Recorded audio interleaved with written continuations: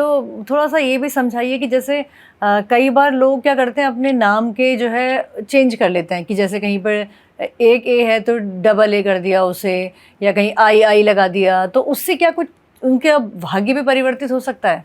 देखिए, ये विषय जो है नामकरण का आधुनिक आजकल ये एक चलन चल गया है, परंतु सही दिशा में सोचिए। नाम तो हम हिंदी में ही बोलेंगे और हिंदी की वर्तनी फर्क नहीं होगी।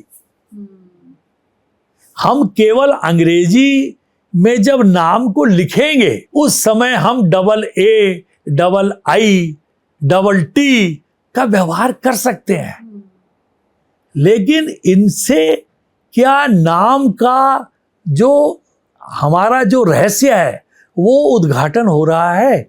नहीं हो रहा है, क्योंकि हम नाम तो हिंदी में आपको आपके नाम से ही बुलाएंगे। आपका नाम अर्चना है।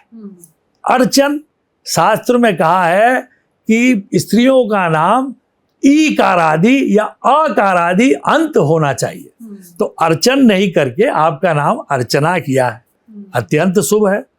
और अगर आपका जन्म समय से, जन्म तारीख से अगर नाम अलाइनमेंट करना है, तो अलाइनमेंट करने वाले आधुनिक लोग आपको अर्चना की वर्तनी को डबल एन कर सकते हैं, डबल ए कर सकते हैं, लेकिन उससे क्या आपका नाम परिवर्तन हो रहा है? बिल्कुल नहीं, वही रहेगा। आपका नाम तो वर्तनी हिंदी में अर्चना ही रहेगा। और आपको ऐसा अटपटा नाम आपको हर जगह खड़े होके, मान लीजिए शिशु कोई है, वो बोलेगा क्लास में जाके कि नहीं, I speak and I would like my name to be written as double N double A. क्या ये हर समय बोलेगा? क्या ये एक ये व्यावहारिक है? इसीलिए नाम सीधा, छोटा, पढ़ने में आसान, लिखने में सही और व्यंग्यात्मक या हास्यास्पद नहीं होना चाहिए। पर लेकिन लोगों को कई बार इतना भरोसा क्यों होता है, और लोग अपनी बातें भी बताते हैं कई लोग कि हमने जब ऐसा चेंज किया, अपने नाम की स्पेलिंग को बदला, तो हमें ये फ़ायदा हुआ या हमें यहाँ तरक्की मिली। तो ये क्या होता है या सिर्फ साइकोलॉजिकल गेम है? पहली बात है नाम लिखने की कला। नाम निषेध, हमारे शास्त्र में नाम निषेध है। स्त्री अपने पति का नाम, शिष्य अपने गुरु का नाम इत्यादि निषेधात्मक नाम है। अभी थोड़े दिन पहले माखनलाल सरकार जी, जो बहुत पुराने प्रवीण नेता हैं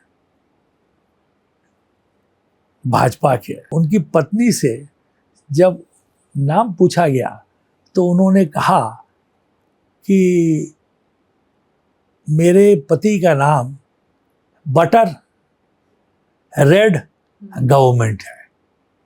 अब चूंकि लाल रेड हो गया, अब सरकार है तो उन्होंने माखन लाल सरकार, तो बटर रेड, और ये तो मैंने उनको नमस्कार किया। कितनी नमस्य वो प्रतिभा है जिन्होंने इस उम्र में अपने पति का नाम नहीं लिया। कितनी बड़ी बात है, कितना बड़ा उन्होंने ज्ञान हमें टीवी पर दिया, और कितनी अच्छे संस्कार हैं कि उन्होंने पति का नाम नहीं लिया और बिना नाम लिए उन्होंने सब कुछ बता दिया। तो नाम तो पर लेकिन कभी किसी के पति का नाम अगर ऐसा ना हो, जैसे फॉर्चुनेटली इनका तो नाम ऐसा था कि उसको वो इंग्लिश में ट्रांसलेट कर सकती थी, बट ऐसा ना हो तो फिर क्या करें ऐसे में? नाम हो तो चुन्नू के पापा वो भी ना हो अगर, तो मतलब तो बोलने में नुकसान क्या है? मैं थोड़ा समझना नहीं, बात ये है, शास्त्र में कहा है कि अगर पति का नाम लिया जाए तो इससे पति की आयु घटती है शास्त्रीय विधि से, और पति के लिए ये अशुभ है। हम गुरु का नाम नहीं लेते क्योंकि ये अशुभ है, पति का नाम भी लेना अशुभ है। आजकल कम उम्र में शादी होती है, दोस्ताना होता है, इसलिए नाम लोग ले लेते हैं, परंतु पहले ज़माने की बात और पहले ज़माने में जो संस्कार थे वो पति का नाम नहीं लेना ही अच्छा है, शास्त्रीय निषेध है। परंतु वाल्मीकि में ऐसा नहीं है। वाल्मीकि रामायण में कहा है कि जब बलि का नाम पूछा गया, अंगद का नाम, तो उन्होंने कहा कि मैं बलि का पुत्र अंगद हूँ।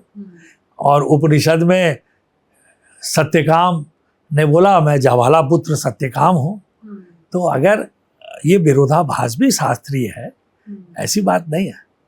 मुझे लगता है कि सबसे ऊपर भाव होना चाहिए कि हाँ, अगर वो श्रद्धा भाव सम्मान है, का और श्रद्धा का सम्मान भाव का और अपने नाम पति लेते के हुए लिए हो, तो भी हाँ। कान पे जी हाथ रख के जी कि क्षमा करें, लेना पड़ रहा है। जी। और कई बार मैं देखती हूँ गुरुदेव, लोग भाग्यांक की बात करते हैं, जन्मांक की बात करते हैं, उसको भी थोड़ा सा समझाइए कि ये क्या होते हैं और इनका हम यूज कैसे करें अपने जीवन में। एक उदाहरण लेता हूँ, मैं उदाहरण लाया हूँ आपके लिए, मैंने बनाया है। एक बच्चा पैदा हुआ 30 अगस्त 1982 का, 1984 का एक बच्चा पैदा हुआ। तो उसका मूलांक होगा 30 और भाग्यांक होगा 30/8/1984 6। अब उसका अच्छा, अब भारतीय मत से मैं आपको उदाहरण बता रहा हूँ। ये नेमोलॉजी क्या है? नेमोलॉजी जो है वो भारतीय नाम को लेकर, उसका अंग्रेजी न्यूमरोलॉजिकल नाम को लेकर, और तब ये फोनोलॉजी लेकर नेमोलॉजी हुआ। ये मेरा पेटेंट है, कॉपीराइट है, मैं पिछले 40 साल से करता हूँ। तो मैंने ये बच्चे की राशि, ये कन्या की राशि हुई तुला और नक्षत्र हुआ स्वाति, और तुला राशि के तीसरे, स्वाति नक्षत्र के तीसरे चरण की ये सुपुत्री है। तो रा री रू अक्षर पर आपके नाम करना है। तो उसके माँ बाप से मैंने कहा कि भाई आप अपना चॉइस करने का नाम बताइए। तो उन्होंने कुछ नाम दिए, रूपम, रुक्मिणी, रुचिता, रूमा, रूना, रुद्रणी, रूपा, रुचिरा, रुचि, रूपाली, रूपम, रूप, इतने नाम दिए।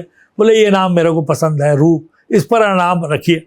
अब सुनिए, रूपम का नामांक आया 2, रुक्मिणी का आया 3, रुचिता का आया 4, रूमा का आया 4, रुद्रणी का आया 3, रूपा का आया 8, रुचिरा का आया 2, रुचि का आया 8, रूपाली का आया 3, रूपम का आया 2, और फिर रूपम का आया स्पेलिंग चेंज करके 3। अब बताइए मैं इसमें से कौन सा नाम रखूं? मैंने उनको समझाया, वो बहुत पढ़े लिखे लोग थे, ऐसे क्लाइंट बहुत कम नजर आते हैं। तो मैंने कहा देखो बेटा, ये रूपम ROOPAM का भाग नामांक आया 2, जो कि मूलांक 3 और भाग्यांक 6 से मेल नहीं रखता, क्योंकि 3 बृहस्पति है, 6 शुक्र है और नामांक चंद्रमा है। अच्छा, फिर बोले रुक्मिणी, हमने कहा ये पुरातन नाम है। फिर रुचिता, इसका 4 आया, राहु का नंबर, ये भी सही नहीं है। रूमा, ये भी 4 आया। फिर रुद्रणी का 3 आया, आप देख सकते हैं रुद्रणी का 3 आया। तो रुद्रणी, लेकिन मैंने कहा न च भीषण नाम निकाम, शास्त्र में कहा है स्त्रियों का नाम भीषण नहीं होना चाहिए, और रुद्र, रुद्रणी ये नाम भीषण है, ये नहीं चलेगा। फिर बोले स्वाति, न च नक्षत्र नाम निकाम, नक्षत्र का नाम नहीं होना चाहिए। फिर बोले रूपसा, हमने कहा रूपसा तो एक नदी का नाम है, ये भी नहीं हो सकता। तब मैंने कहा रुचिरा, फिर मैंने कहा कि रुचिरा नाम भी नहीं होगा, क्योंकि रू तो अक्षर है, र अक्षर पर राशि का नाम हो सकता है। स्वाति नक्षत्र का नाम र है, लेकिन वात्सायन ने काम सूत्र में लिखा है कि स्त्रियों का नाम र अक्षर से अंत नहीं होना चाहिए, उनका विवाह में बाधा आती है। तो रुचिरा, तो मैंने कहा ये नाम भी नहीं होगा। फिर हुआ रुचि, इसका संख्या 8 है जो शनि से मिलता है, ये भी नहीं होगा। फिर हुआ रूपाली, और न च ली कारांत, र कारांत तो ली कारांत नाम नहीं होना चाहिए। फिर आया तब मैंने कहा अब तुम रूपम रखो, लेकिन रूपम का जो ROOPAM जो है उसका नामांक 2 आया। अब चूंकि इस लड़की का जन्मांक 3 है और भाग्यांक 6 है, तो मैंने कहा तुम एक काम करो बेटा, RUPAM कर दो, तब इसका नामांक 3 आ गया। तो 3 नामांक, 3 मूलांक और 6 भाग्यांक, ये तीनों में मेल बंधन हो गया, तो मैंने नाम रखा रूपम। तो मैंने ज्योतिष में शतपथ चक्र का भी ध्यान रखा और सारे नियमावली का, स्त्रियों की नियमावली का ध्यान रखा और फोनोलॉजी का ध्यान रखा